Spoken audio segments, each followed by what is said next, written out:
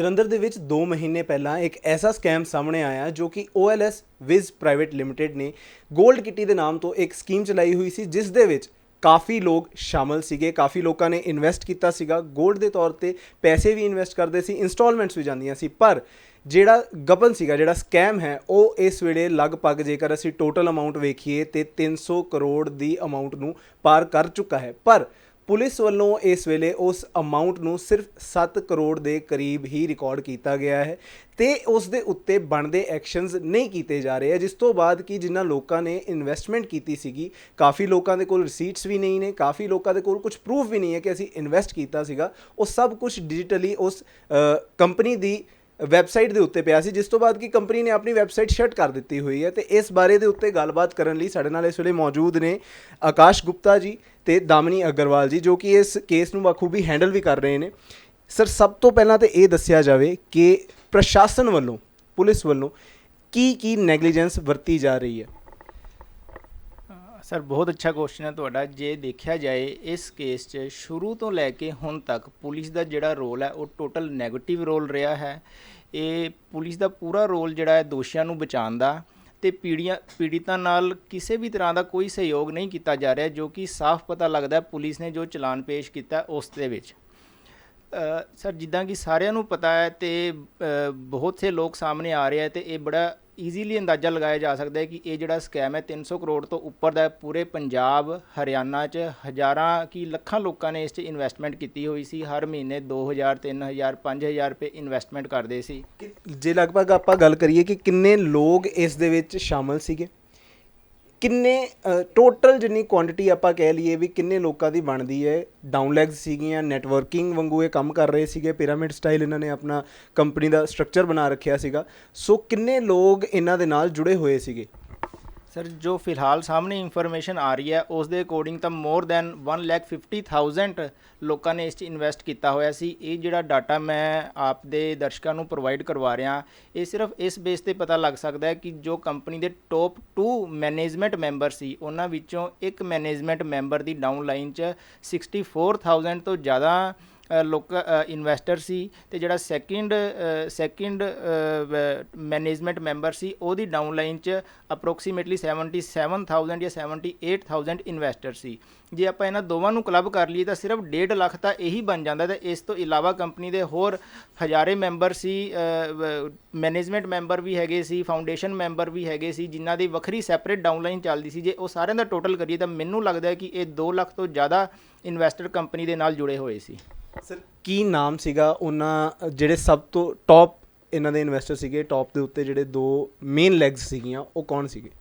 Sir, company ਦੇ ਜੋ ਸਭ ਤੋਂ ਟੋਪ ਲੈਵਲ 'ਤੇ ਸੀ, ਇੱਕ ਸੀ ਰਣਜੀਤ ਸਿੰਘ, ਨੰਬਰ 2 ਤੇ ਸੀ ਗਗਨਦੀਪ ਸਿੰਘ, ਅਤੇ ਇੱਕ ਸਰ ਹੋਰ ਇਹਨਾਂ ਦੇ ਨਾਲ ਕੰਪਨੀ ਦੇ ਨਾਲ ਐਸੋਸੀਏਟਿਡ ਸੀ, ਉਹ ਸੀ ਗੁਰਮਿੰਦਰ ਸਿੰਘ, ਜਿਸ ਨੂੰ ਇਹਨਾਂ ਨੇ CEO of the OLS wiz power private limited ਦਾ ਰੈਂਕ ਦਿੱਤਾ ਹੋਇਆ ਸੀ। ਸਰ, ਤੇ ਹੁਣ ਆਪਾਂ ਜੇਕਰ ਗੱਲ ਕਰੀਏ ਕਿ ਪੁਲਿਸ ਵੱਲੋਂ ਕਿਸ ਤਰੀਕੇ ਦੇ ਨਾਲ ਗਲਤ ਧਾਰਾਵਾਂ ਲਾਈਆਂ ਗਈਆਂ ਨੇ ਜਾਂ ਫਿਰ ਕਿਹੜੀਆਂ ਧਾਰਾਵਾਂ ਮਿਸ ਕਰ ਦਿੱਤੀਆਂ ਗਈਆਂ ਨੇ, ਤੇ ਕੇਸ ਦੇ ਵਿੱਚ ਸਭ ਤੋਂ ਵੱਡੀ ਗਲਤੀ ਇਸ ਵੇਲੇ ਕੀ ਹੈ? ਸਰ, ਪੁਲਿਸ ਨੇ ਇਸ ਕੇਸ ਵਿੱਚ 406, 420 ਅਤੇ 120B IPC ਧਾਰਾ ਦੇ ਤਹਿਤ ਕੇਸ ਰਜਿਸਟਰ ਕੀਤਾ। ਸਰ, ਇਹ ਤਾਂ ਠੀਕ ਹੈ ਬਿਲਕੁਲ, ਪਰ ਇਸ ਤੋਂ ਇਲਾਵਾ ਜੋ ਹੋਰ ਬੰਦੇ ਸੈਕਸ਼ਨ ਸੀ ਜਿਨ੍ਹਾਂ 'ਚ ਇਸ ਤੋਂ ਜ਼ਿਆਦਾ ਸਜ਼ਾ ਦਾ ਪ੍ਰਾਵਧਾਨ ਸੀ, ਉਹ ਪੁਲਿਸ ਨੇ ਜਾਂ ਤਾਂ ਜਾਣਬੁੱਝ ਕੇ ਨਹੀਂ ਲਗਾਏ ਜਾਂ ਫਿਰ ਦੋਸ਼ੀਆਂ ਨੂੰ ਕਿਤੇ ਨਾ ਕਿਤੇ ਬਚਾਉਣ ਦੀ ਕੋਸ਼ਿਸ਼ ਦੇ ਤਹਿਤ ਉਹਨਾਂ ਨੇ ਨਹੀਂ ਲਗਾਏ, ਜਿਸ 'ਚ ਮੈਂ 2 ਆਪ ਨੂੰ ਦੱਸਣਾ ਚਾਹੂँਗਾ। ਨੰਬਰ 1 ਸੀ birds act, banning of unregulated transactions act. Sir, ਇਸ ਐਕਟ ਦੇ ਤਹਿਤ ਕੋਈ ਵੀ ਪਰਸਨ ਜਾਂ ਕੋਈ ਵੀ ਕੰਪਨੀ ਜੇ ਬਿਨਾਂ RBI ਦੀ ਪਰਮਿਸ਼ਨ ਤੋਂ ਜਾਂ ਸਰਕਾਰ ਦੀ ਪਰਮਿਸ਼ਨ ਤੋਂ ਬਗੈਰ ਲੋਕਾਂ ਤੋਂ ਇਨਵੈਸਟਮੈਂਟ ਕਰਵਾਉਂਦੀ ਹੈ ਆਪਣੀ ਕੰਪਨੀ 'ਚ, ਆਪਣੇ ਕੋਲ ਡਿਪੋਜ਼ਿਟ ਐਕਸੈਪਟ ਕਰਦੀ ਹੈ, ਤਾਂ ਉਹ ਅਨਰੈਗੂਲੇਟਿਡ ਡਿਪੋਜ਼ਿਟ ਦੀ ਕੈਟੇਗਰੀ 'ਚ ਆਉਂਦਾ ਹੈ ਅਤੇ ਇਹ ਟੋਟਲੀ ਬੈਨ ਹੈ। ਅਤੇ ਇਸ 'ਚ 10 ਈਅਰਸ ਤੱਕ ਦੀ ਪਨਿਸ਼ਮੈਂਟ ਹੈ ਅਤੇ 1 ਕਰੋੜ ਰੁਪਏ ਦਾ ਫਾਈਨ ਹੈ। ਸੈਕਿੰਡ ਸਰ, ਇਸ 'ਚ ਇੱਕ ਆ ਜਾਂਦਾ ਕਿ OLS ਵਿਜ਼ ਪ੍ਰਾਈਵੇਟ ਲਿਮਟਿਡ ਜਿਹੜੀ ਕੰਪਨੀ ਸੀ, ਇਹਨਾਂ ਨੇ ਆਪਣਾ ਇੱਕ ਡਿਜੀਟਲ ਵੈਲੇਟ ਚਲਾਇਆ ਹੋਇਆ ਸੀ, ਜਿਸ ਨੂੰ ਕਿ ਡਿਜੀਟਲ ਕਰੰਸੀ ਵੀ ਕਿਹਾ ਜਾ ਸਕਦਾ। ਐਜ਼ ਪਰ ਰੂਲ ਕਿਸੇ ਵੀ ਕੰਪਨੀ ਨੇ ਜੇ ਡਿਜੀਟਲ ਵੈਲੇਟ ਚਲਾਉਣਾ ਆਪਣਾ ਤਾਂ ਉਸ ਨੂੰ RBI ਤੋਂ ਪਰਮਿਸ਼ਨ ਲੈਣੀ ਪੈਂਦੀ ਹੈ।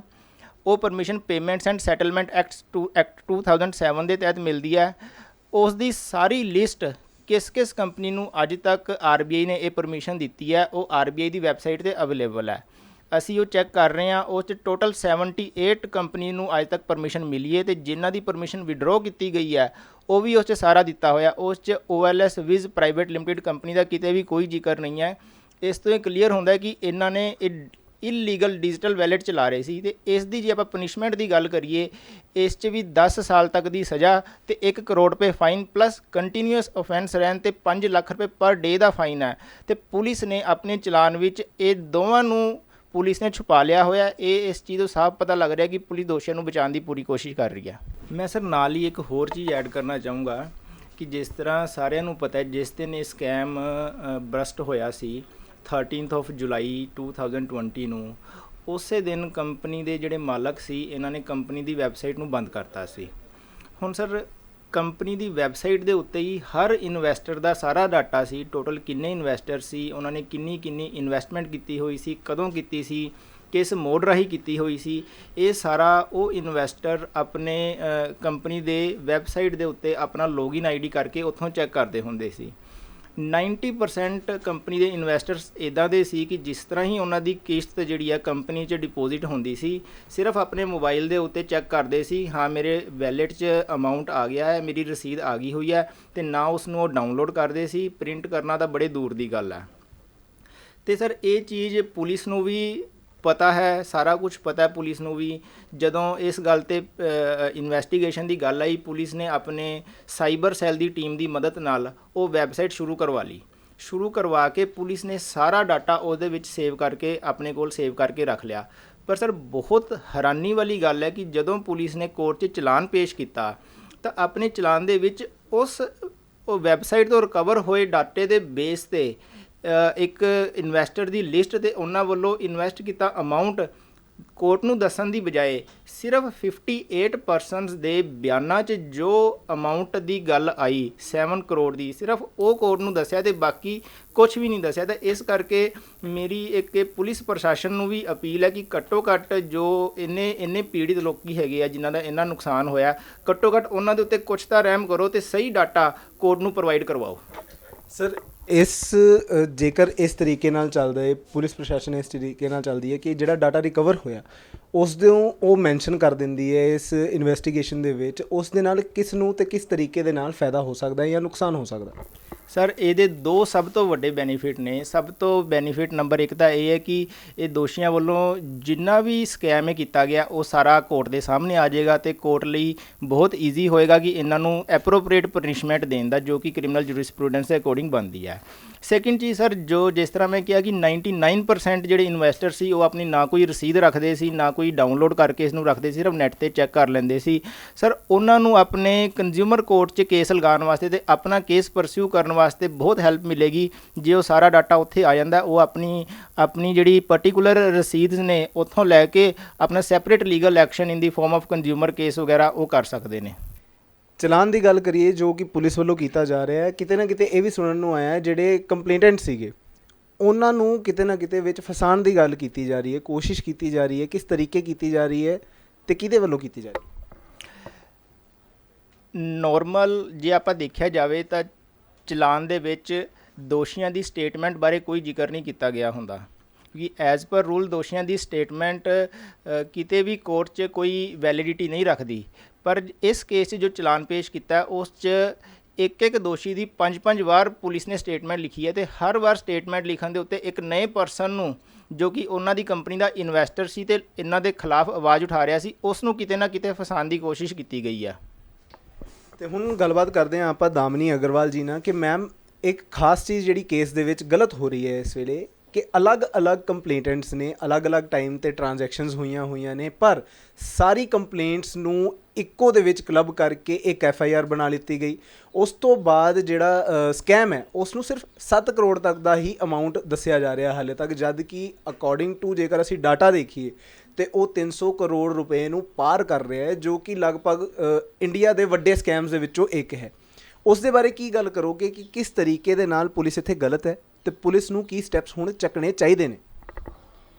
देखिए, जहाँ तक पुलिस की बात है, एक FIR करने की बात है, पुलिस के पास कोई पावर नहीं है कि जो काफ़ी लोगों के साथ ठगी हुई है वो एक ही कंप्लेंट में उसको मर्ज कर दे, किसी भी सेक्शन के अंडर, किसी भी धारा के अंदर ये कोई प्रावधान नहीं है पुलिस के पास।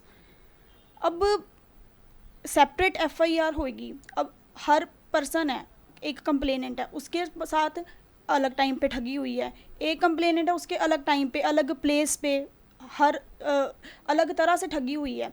अब पुलिस ने चलान में सिर्फ एक ही कंप्लेनेंट बनाया है, बाकी सारे जो 63 कंप्लेनेंट्स थे उनको विटनेस बना दिया।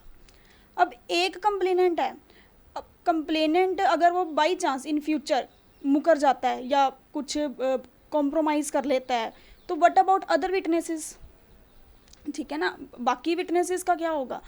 तो इसलिए पुलिस को चाहिए था कि जितनी भी लोगों की कंप्लेंट्स आई है उसकी एक सेपरेट एफआईआर करते, ताकि जो जो लोगों को सबको एक इंसाफ मिलता। अब मेरे साथ अगर देखा जाए तो आप अलग हैं, ये पर्सन अलग है, कोई भी है, हर पर्सन के साथ अलग अलग टाइम पे अलग अलग प्लेस पे ठगी हुई है, तो वो कॉन्स्पिरेसी में हो सकते हैं, उसके विटनेस हो सकते हैं, बट ये नहीं कि अब हम किसी को ਕਹਿ ਸਕਦੇ। ਮਤਲਬ ਉਹ ਇੱਕ ਕੇਸ ਦੇ ਵਿੱਚ ਇੱਕ ਦੂਸਰੇ ਦੇ ਵਿਟਨੈਸ ਬਣ ਸਕਦੇ ਹੈ, ਪਰ ਨਾ ਤੇ ਉਹ ਕੀ ਕਹਿ ਲਓ ਵੀ ਇੱਕੋ ਕੇਸ ਦੇ ਵਿੱਚ ਆਉਂਦੇ ਨੇ ਤੇ ਨਾ ਹੀ ਉਹਨਾਂ ਦਾ ਜਿਹੜਾ ਕੇਸ ਹੈ ਉਸ ਨੂੰ ਮਰਜ ਕੀਤਾ ਜਾ ਸਕਦਾ ਹੈ ਜਦੋਂ ਟ੍ਰਾਂਜੈਕਸ਼ਨਸ ਵੱਖਰੀਆਂ ਹੋਈਆਂ ਨੇ ਤੇ ਵੱਖਰੇ ਟਾਈਮ ਤੇ ਹੋਈਆਂ ਨੇ। ਸਰ ਇੱਕ ਗੱਲ ਤੁਸੀਂ ਜ਼ਰੂਰ ਦੱਸੋ ਮੈਨੂੰ ਕਿ ਜੇ ਹੁਣ ਗੱਲ ਕਰੀਏ ਆਪਾਂ ਇਸ ਗਬਨ ਦੀ, ਹੈ ਨਾ, ਇਸ ਸਕੈਮ ਦੀ, ਇਹ ਜਿਹੜੀ ਰਕਮ ਹੈ ਇਹ ਪੁਲਿਸ ਨੇ ਵਾਪਸ ਦਿਵਾਉਣੀ ਹੈ, ਕੋਰਟ ਨੇ ਵਾਪਸ ਦਿਵਾਉਣੀ ਹੈ ਜਾਂ ਕਿਸ ਨੇ ਵਾਪਸ ਦਿਵਾਉਣੀ ਹੈ? ਸਰ ਜੋ ਵੀ ਇਹ ਸਕੈਮ ਹੋਇਆ, ਜਿਨ੍ਹਾਂ ਲੋਕਾਂ ਦੇ ਵੀ ਪੈਸੇ ਗਏ ਆ, ਜੋ ਜਿੱਥੇ ਤੱਕ ਇਸ 'ਚ ਦੋ ਚੀਜ਼ਾਂ ਇਨਵੋਲਵ ਨੇ, one cheating and second investment. ਜਿੱਥੇ ਤੱਕ ਸਰ ਚੀਟਿੰਗ ਦਾ ਸਵਾਲ ਹੈ ਉਸ ਦਾ ਉਹ ਕ੍ਰਿਮੀਨਲ ਐਕਸ਼ਨ ਬਣਦਾ ਹੈ, ਉਸ ਨੂੰ ਹੈਂਡਲ ਕਰਨ ਦੀ ਪਾਵਰ ਪੁਲਿਸ ਕੋਲ ਹੈ। ਪੁਲਿਸ ਨੇ ਉਹਦੇ ਉੱਤੇ ਐਫਆਈਆਰ ਕਰਕੇ ਇਨਵੈਸਟੀਗੇਸ਼ਨ ਕਰਕੇ ਉਹਨਾਂ ਨੂੰ ਸਜ਼ਾ ਦਿਵਾਉਣੀ ਹੈ, ਇਹ ਪੁਲਿਸ ਦਾ ਕੰਮ ਹੈ। ਹੁਣ ਰਿਹਾ ਜਿੱਥੇ ਤੱਕ ਲੋਕਾਂ ਦੇ ਪੈਸੇ ਡੁੱਬੇ ਹੋਏ ਪੈਸੇ ਵਾਪਸ ਮਿਲਣ ਦਾ ਸਵਾਲ ਹੈ, ਉਹ ਸਰ ਕੰਮ ਹੈ ਕੰਜ਼ਿਊਮਰ ਕੋਰਟ ਦਾ। ਹਰ ਕਿਸੇ ਇਨਵੈਸਟਰ ਨੂੰ ਜਿਸ ਨੇ ਵੀ ਇਸ ਕੰਪਨੀ 'ਚ ਪੈਸੇ ਲਗਾਏ ਸੀ ਉਹਨਾਂ ਨੂੰ ਚਾਹੀਦਾ ਹੈ ਕਿ ਆਪਣੀ ਕੰਪਲੇਂਟ ਇਮੀਡੀਏਟਲੀ ਕੰਜ਼ਿਊਮਰ ਕੋਰਟ 'ਚ ਲੌਜ ਕਰਨ ਅਤੇ ਕੰਜ਼ਿਊਮਰ ਕੋਰਟ ਦੇ ਥਰੂ ਆਰਡਰ ਲੈਣ ਤਾਂ ਕਿ ਇਹਨਾਂ ਨੂੰ ਆਪਣੀ ਪੇਮੈਂਟ ਵਾਪਸ ਮਿਲ ਸਕੇ। ਤੇ ਸਰ ਆਖਰੀ ਤੌਰ ਦੇ ਉੱਤੇ ਇਹ ਕੁਐਸਚਨ ਰਹੇਗਾ ਕਿ ਇੱਕ ਤੇ ਹੁਣ ਐਕਸ਼ਨ ਕੀ ਬਣਦਾ ਹੈ, ਪੁਲਿਸ ਨੂੰ ਕੀ ਕਰਨਾ ਚਾਹੀਦਾ, ਕਿਸ ਤਰੀਕੇ ਦੇ ਨਾਲ ਇਸ ਸਾਰੇ ਕੇਸ ਨੂੰ ਰੈਕਟੀਫਾਈ ਕੀਤਾ ਜਾਏਗਾ ਅਤੇ ਕਿਸ ਤਰੀਕੇ ਦੇ ਨਾਲ ਇਹ ਪ੍ਰੂਫ ਕੀਤਾ ਜਾਏਗਾ ਕਿ ਇਹ ਜਿਹੜਾ ਸਕੈਮ ਹੈ ਇਹ 300 ਕਰੋੜ ਰੁਪਏ ਤੋਂ ਵੱਡਾ ਹੈ। ਦੂਸਰੀ ਚੀਜ਼ ਕਿ ਜਿੰਨੇ ਵੀ ਲੋਕ ਇਸ ਵੇਲੇ ਆਪਣੀ ਰਕਮ ਵਾਪਸ ਪਾਉਣਾ ਚਾਹੁੰਦੇ ਨੇ ਉਹ ਖੁੱਲ੍ਹ ਕੇ ਸਾਹਮਣੇ ਨਹੀਂ ਆ ਰਹੇ, ਕਿਤੇ ਨਾ ਕਿਤੇ ਇਸ ਚੀਜ਼ ਤੋਂ ਡਰ ਰਹੇ ਨੇ ਕਿ ਕੇਸ ਦੇ ਵਿੱਚ ਇਨਵੋਲਵਮੈਂਟ ਹੋਏਗੀ, ਇੱਕ ਰਿਕਾਰਡ ਬਣ ਜਾਂਦਾ ਹੈ, ਲਾਅ ਐਂਡ ਆਰਡਰ ਦੇ ਵਿੱਚ ਆ ਜਾਂਦਾ ਹੈ। ਸੋ ਉਹਨਾਂ ਲੋਕਾਂ ਨੂੰ ਕੀ ਕਹੋਗੇ ਤੁਸੀਂ? ਅਤੇ ਇਹ ਵੀ ਚੀਜ਼ ਜ਼ਰੂਰ ਦੱਸ ਦਿਓ ਨਾਲ ਹੀ ਹੁਣ ਕਿ ਪੁਲਿਸ ਨੂੰ ਕਿਸ ਤਰੀਕੇ ਦੇ ਨਾਲ ਇਸ ਨੂੰ ਰੈਕਟੀਫਾਈ ਕਰਨਾ ਹੈ।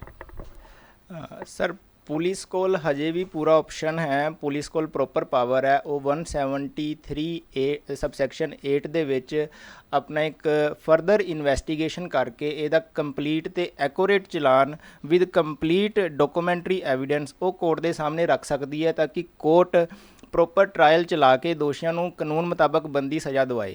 ਅਤੇ ਸਰ ਜਿੱਥੇ ਤੱਕ ਤੁਹਾਡਾ ਸੈਕਿੰਡ ਕੁਐਸਚਨ ਸੀ ਕਿ ਹੁਣ ਲੋਕਾਂ ਨੂੰ ਕੀ ਕਰਨਾ ਚਾਹੀਦਾ, ਮੈਂ ਸਰ ਇਸ ਬਾਰੇ ਤੁਹਾਡੇ ਸਾਰੇ ਦਰਸ਼ਕਾਂ ਨੂੰ ਅਤੇ ਜੋ ਖਾਸ ਕਰ ਇਸ ਕੇਸ ਦੇ ਪੀੜਿਤ ਨੇ ਉਹਨਾਂ ਨੂੰ ਅਪੀਲ, ਦੋਵੇਂ ਹੱਥ ਜੋੜ ਕੇ ਅਪੀਲ ਕਰਨਾ ਚਾਹੂੰਗਾ ਕਿ ਕੋਈ ਵੀ ਚੁੱਪ ਨਾ ਬੈਠੇ। ਜਿਹਦੇ ਨਾਲ ਵੀ ਇਹ ਸਕੈਮ ਹੋਇਆ ਹੈ, ਠੱਗੀ ਹੋਈ ਹੈ, ਉਹ ਹਰ ਕੋਈ ਘੱਟੋ ਘੱਟ ਇੱਕ ਰਿਟਨ ਕੰਪਲੇਂਟ ਪੁਲਿਸ ਨੂੰ ਜ਼ਰੂਰ ਕਰਨ, ਥਾਣੇ ਜਾ ਕੇ ਕੰਪਲੇਂਟ ਦੇਣ। ਜੇ ਉਹ ਨਹੀਂ ਲੈਂਦੇ ਤਾਂ written complaint police commissioner office 'ਚ ਦਰਜ ਕਰਾਉਣ, ਉੱਥੋਂ ਦਾ ਨੰਬਰ ਹਾਸਲ ਕਰਨ ਅਤੇ ਇੱਕ ਉਹਦੀ ਕਾਪੀ ਆਪਣੇ ਕੋਲ ਰੱਖਣ।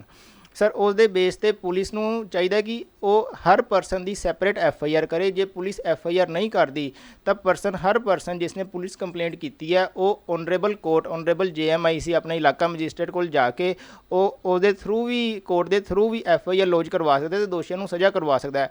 ਨਾਲ ਹੀ ਨਾਲ ਮੈਂ ਇਹ ਵੀ ਆਪਦੇ ਦਰਸ਼ਕਾਂ ਨੂੰ ਅਤੇ ਪੀੜਤਾਂ ਨੂੰ ਬੇਨਤੀ ਕਰੂੰਗਾ ਕਿ ਜਿਸ ਨੇ ਵੀ ਕੰਪਲੇਂਟ ਦਿੱਤੀ ਹੈ ਅਤੇ ਜਿਸ ਦੇ ਨਾਲ ਵੀ ਇਹ ਠੱਗੀ ਹੋਈ ਹੈ, ਕੰਜ਼ਿਊਮਰ ਕੋਰਟ ਨੂੰ ਜ਼ਰੂਰ ਅਪਰੋਚ ਕਰਨ ਤਾਂ ਕਿ ਜੋ ਸਜ਼ਾ ਵਾਲਾ ਪਾਰਟ ਹੈ ਉਹ ਤਾਂ ਜੁਡੀਸ਼ੀਅਲ ਕੋਰਟਸ ਨੇ ਕਰਨਾ ਅਤੇ ਜੋ ਇਹਨਾਂ ਦੀ ਤੁਹਾਡੀ ਅਮਾਊਂਟ ਕੰਪਨੀ ਨੇ ਹੜਪ ਕਰ ਲਈ ਹੋਈ ਹੈ ਉਹ ਕੰਜ਼ਿਊਮਰ ਕੋਰਟ ਦੇ ਥਰੂ ਹੀ ਤੁਹਾਨੂੰ ਵਾਪਸ ਮਿਲ ਸਕਦੀ ਹੈ। ਤਾਂ ਇਹ ਦੋ ਕੰਮ ਜ਼ਰੂਰ ਕਰੋ।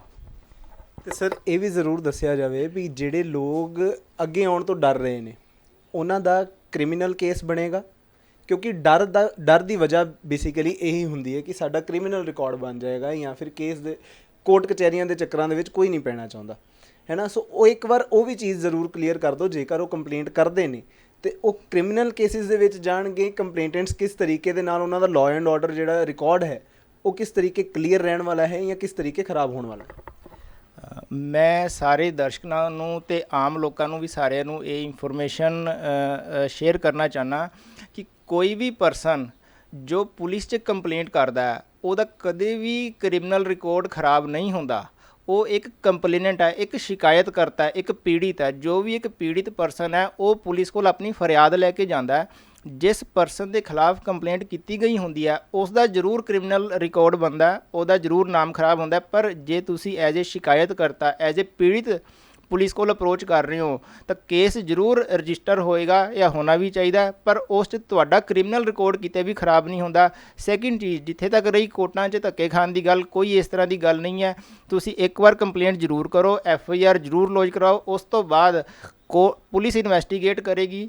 ਕੋਰਟ ਤੁਹਾਨੂੰ ਜਦੋਂ ਪੁਲਿਸ ਇਨਵੈਸਟੀਗੇਟ ਕਰ ਲੇਗੀ, ਇਨਵੈਸਟੀਗੇਟ ਕਰਕੇ ਉਹਦੀ ਕੰਪਲੀਟ ਰਿਪੋਰਟ ਚਲਾਨ ਦੇ ਫਾਰਮ 'ਚ ਕੋਰਟ 'ਚ ਪੇਸ਼ ਕਰੇਗੀ। ਉਸ ਤੋਂ ਬਾਅਦ ਕੋਰਟ ਇੱਕ ਵਾਰ ਤੁਹਾਨੂੰ ਸੰਮਨ ਭੇਜ ਕੇ ਬੁਲਾਏਗੀ। ਜੋ ਤੁਹਾਡੇ ਨਾਲ ਹੋਇਆ ਬਿਲਕੁਲ ਸੱਚ, ਕੋਰਟ ਨੂੰ ਜਾ ਕੇ ਆਪਣਾ ਬਿਆਨ ਦਰਜ ਕਰਾਓ। ਉਸ ਤੋਂ ਬਾਅਦ ਸਾਰਾ ਕੰਮ ਪੁਲਿਸ ਤੇ ਕੋਰਟ ਦਾ ਹੈ।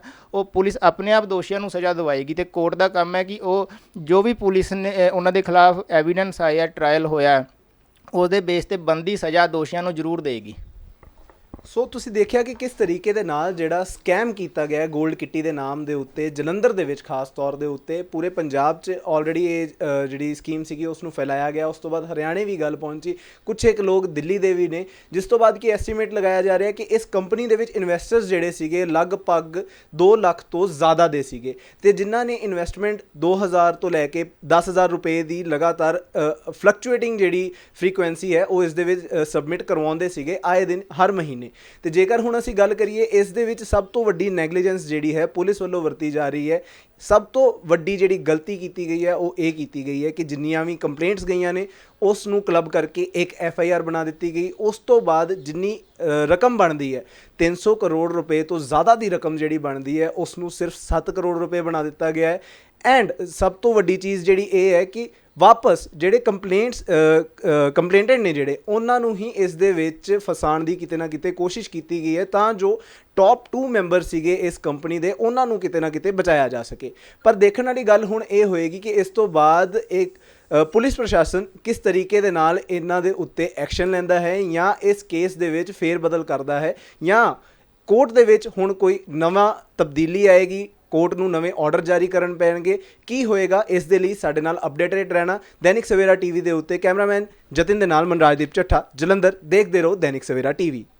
All world open challenge 17 time gold medalist मियां रफीक मोहम्मद, पंडित, मौलवी, बेगम, तांत्रिक, इन्हां चोरा ठग्गां तो सावधान। स्पेशलिस्ट वशीकरण, सट्टा नंबर, लव मैरिज, पति पत्नी च अनबन, विदेश च पक्का होना, कारोबार दा ना चलना, सिर्फ 31 घंटियां विच समाधान। फ्री फ्री फ्री मियां रफीक मोहम्मद। मोबाइल 84 374 94 647 84 374 94 648। देश दुनिया की हर वड्डी खबर दे लई हुणे डाउनलोड करो number 1 news app Dainik Savera times.